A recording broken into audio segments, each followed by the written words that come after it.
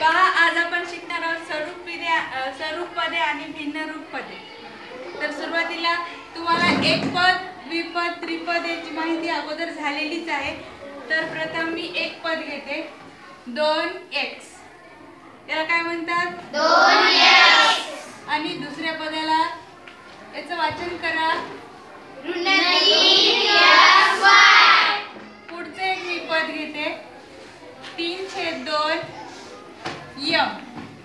तर हे अशा प्रकारचे ज्या चल आपण याच्यापैकी पाहिलेलं आहे की सहगुणक आपण या पदामध्ये 2 ला म्हणतो, या एक पदामध्ये सहगुणक ऋण 3 ला म्हणतो, या एक पदीमध्ये सहगुणक 3/2 आहे।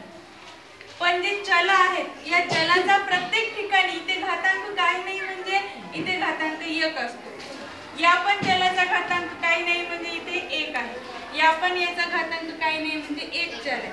जेव्हा चलाचा घातांक फक्त 1 असतो त्या चलांना किंवा त्या पदांना आपण म्हणायचं असते स्वरूप पदे। काय म्हणायचं असते? स्वरूप पदे। पण कधी कधी गणित असं दुसऱ्या प्रकारचं पण येते, 2x² ऋण 3/2 यम वर्ग।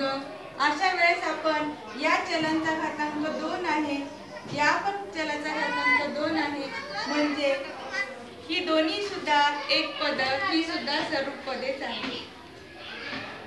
केव्हा केव्हा हा घातांक 3 सुद्धा असू शकतो, केव्हा केव्हा घातांक 4 सुद्धा असतो। तर कधी कधी दुसऱ्या प्रकारामध्ये ऋण y² कॉमा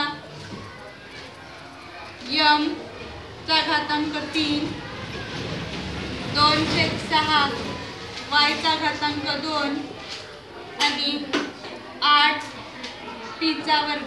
यामध्ये जर आपल्याला स्वरूप पदे जर विचारली असतील तर ऋण y² नंतर ऋण यमचा ऋण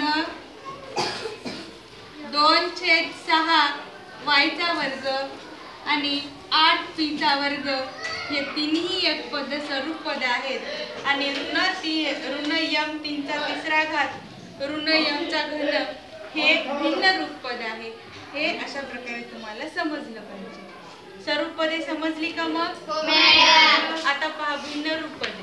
कधी कधी भिन्न रूप पदामध्ये ऋण यस चा 4था घात